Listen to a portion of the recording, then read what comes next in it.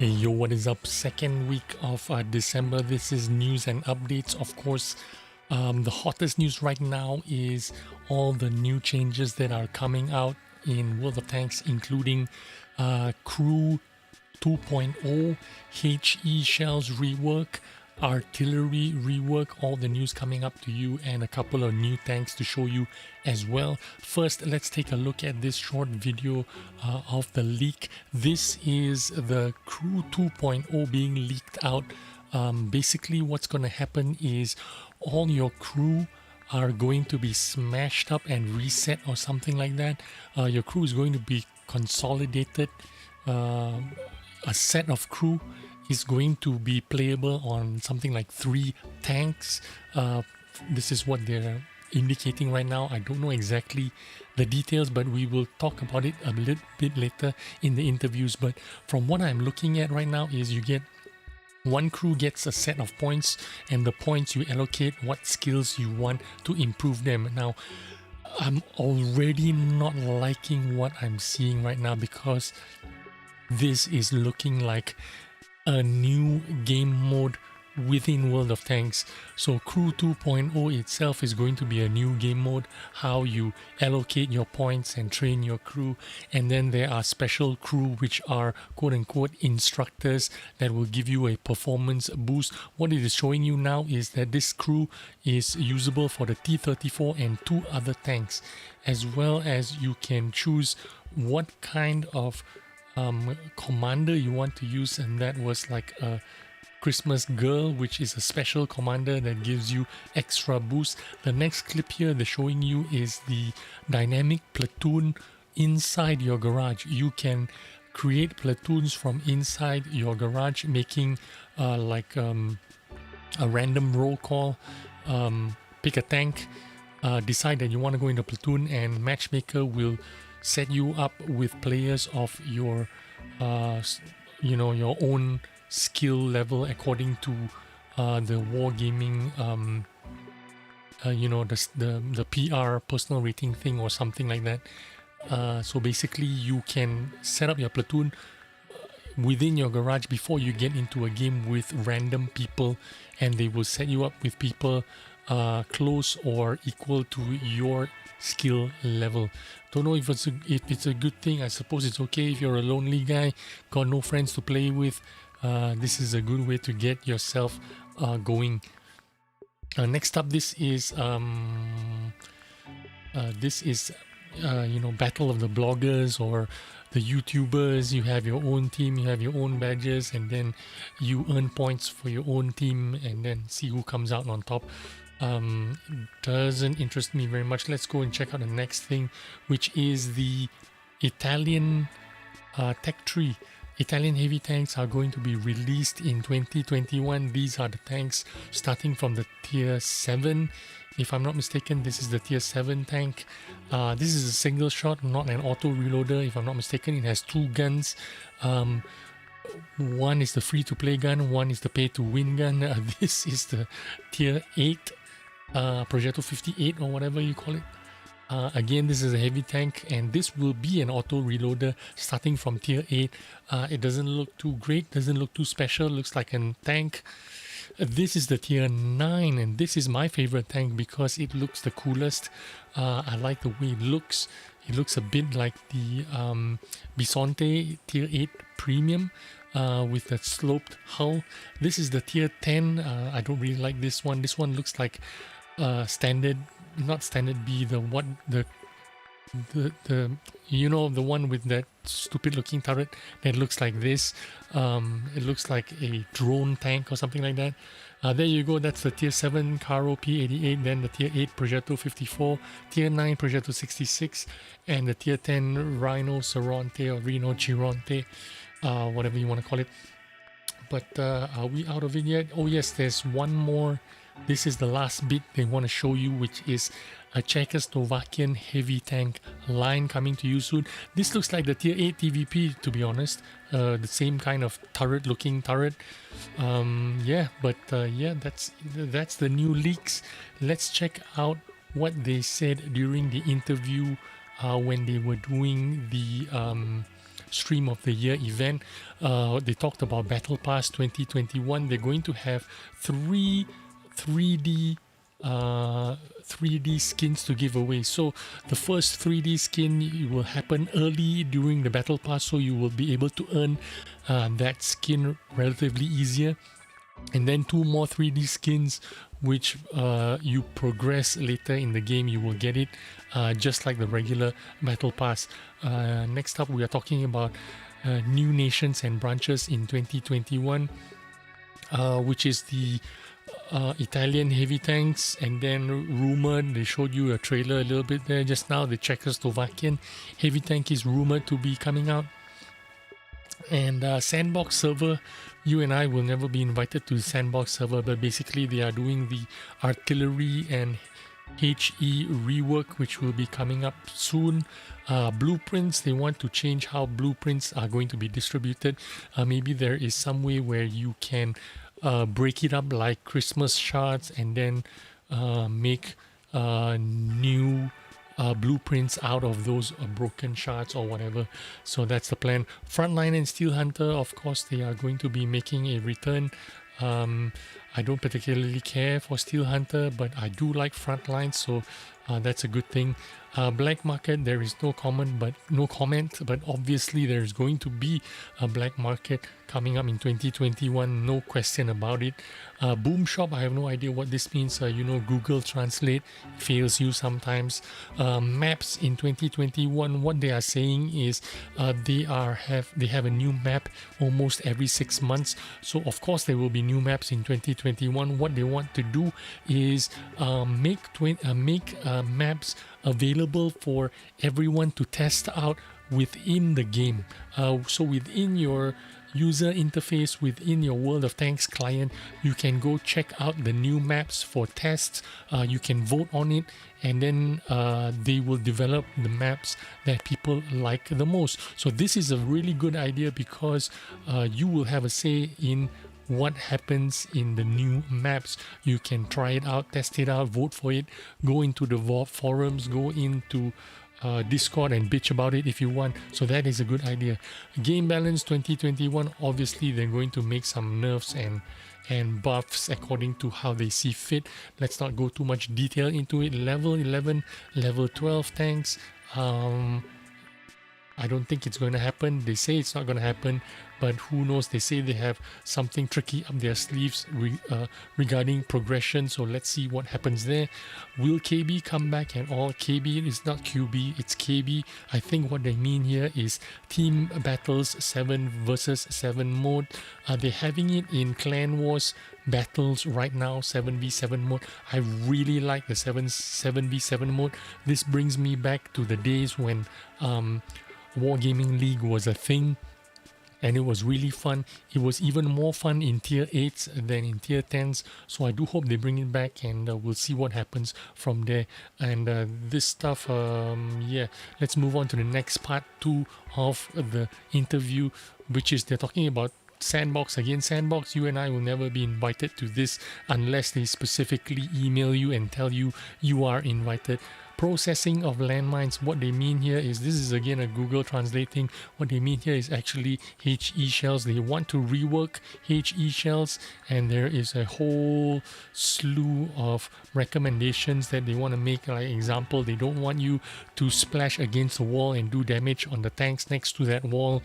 They want to decrease how much damage you can do when you shoot the hull of the tank, the turret of your enemy tanks. They don't like that it's doing a lot of damage to tanks right now, so they want to reduce the HE damage of shells. I don't know how they want to go about doing that, but we'll see what happens. Arty NERF, they want Arty to work more to do less damage, basically. So what they want to do is introduce 3 types of shells, one with a huge splash radius and high trajectory, but the shell will fly very slowly. Maybe it's good, maybe it's not, I don't know. They'll have to test it out and see. And then there is a universal HE shell with average trajectory. I don't know what exactly that means. Maybe it does a less damage but more accuracy. I have no idea. And then another AP shell that will be flat, that only does damage when you hit the tanks directly. This is what I'm getting the gist of. I'm not exactly 100% sure what they want to do, but this is what I'm getting out of this news. Now, for when artillery can only be, you can only fire artillery when you are in siege mode. So they want you to activate the siege mode by hitting the X button, just like the STRVs, siege mode tanks. When you need to activate siege mode before you can start shooting. So that's what they want to do with artillery, make you work a little bit more. They want to change the reticle, the aiming circle or whatever. They want to improve it. How they want to improve it, I don't know. They want to change the firing system, and I don't know how that will work. They want you to be able to visualize the splash. Maybe they want to change the Arty bloom, the circle, the, you know, what they show on the map. I have no idea. Yeah, so that is artillery changes. They also want players to know when artillery is aiming at them.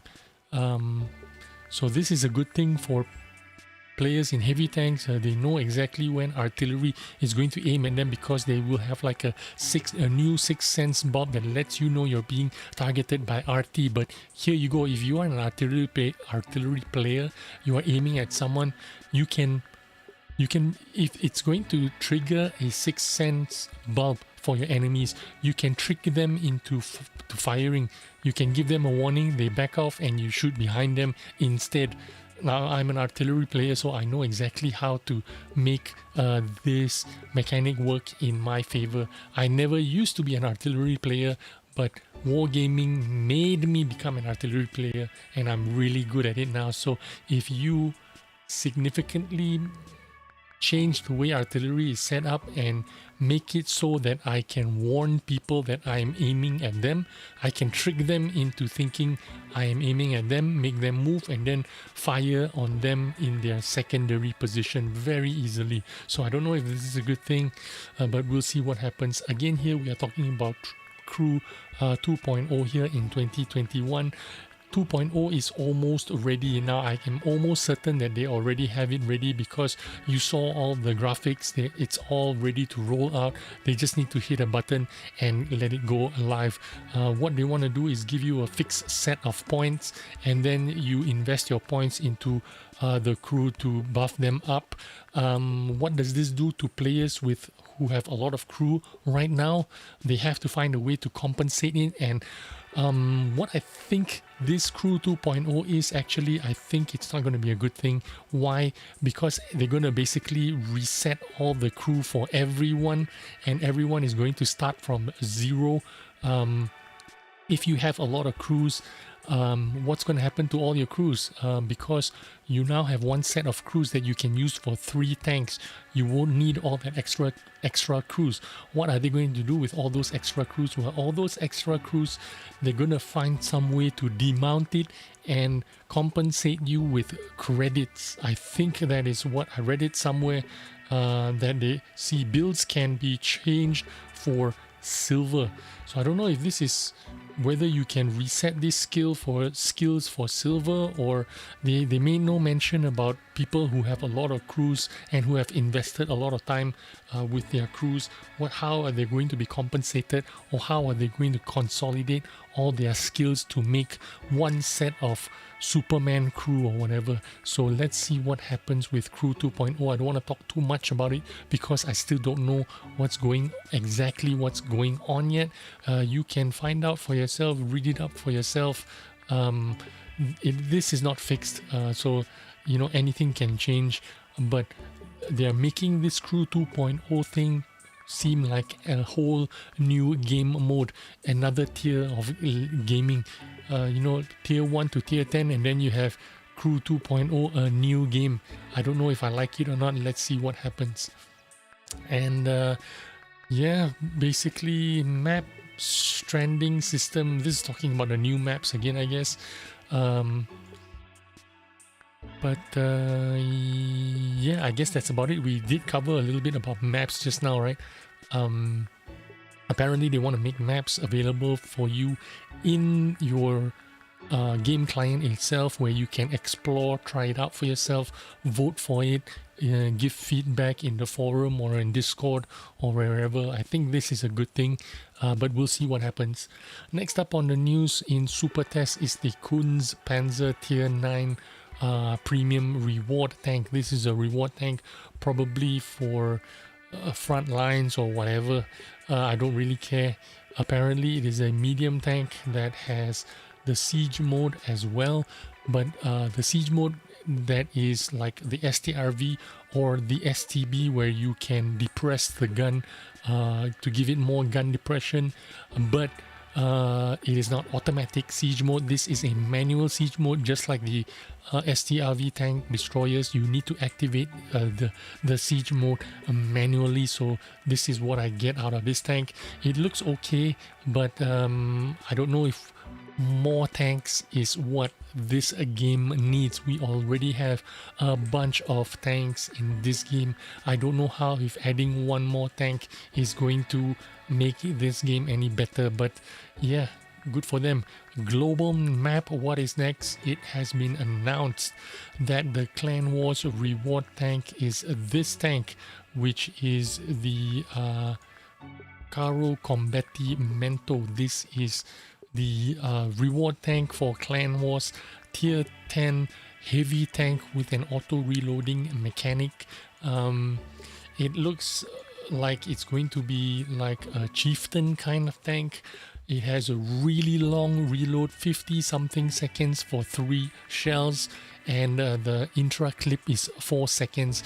So basically it only can fire every 4 seconds, just like a what is that name of that tank? The reward tank in Tier 9, auto reloader, medium tank, French tank. I forgot the name. There are so many tanks in this game, I don't even care to remember the names anymore. But anyway, this tank full reload is 50 over seconds, nearly 1 minute. 3 clip auto reloader with 4 second intra clip. I don't know how it's going to be competitive in Clan Wars or in random battles, because basically every 4 seconds you can fire only every 4 seconds if you decide to clip out someone. If you fire 1 shell at a time, then your next reload is something like 15 seconds. So I don't know how effective that tank is going to be, but here you go. These are the specs again. Like I was saying, full reload time is around 50 plus seconds.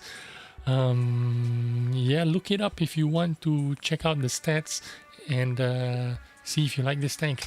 The next tank, again, this is the Tier 10 Tech 3 Reno Chironte heavy tank on Tier 10. They decided to buff it a bit in the 5th part 5. This is the 5th time they are tuning this tank, and they've increased the mobility a little bit. So from 650 HP to 700 HP, a little bit more power, I guess. Power to weight ratio 14.54 to 15.65. So they're gonna make it a little bit more agile. It is 15.65 makes it still terrible in terms of agility and speed. 40 kilometers an hour top speed. It'll take you a long time to get to 40 kilometers an hour top speed with 15.65 power to weight ratio. So that is your tank. They have increased the penetration of the premium shells, or the gold shells, 325 millimeters of penetration. Yep. And then they reduced the loading time a little bit. Once again, 15 seconds of reload time at least for the first shell after you fired it. So that is your Reno Chironte. And the last tank here is the Tier 9 render of the Tech 3 tank. This is a very good looking tank. In fact, this is the best looking tank in the Italian heavy tank line, outside of the premium Bisonte. This looks like a Bisonte, but this is the Tier 9 Tech 3 version. It looks the best. It looks very nice. I like it. And yeah, that's the news for today, and I'll see you on the next video. Bye bye.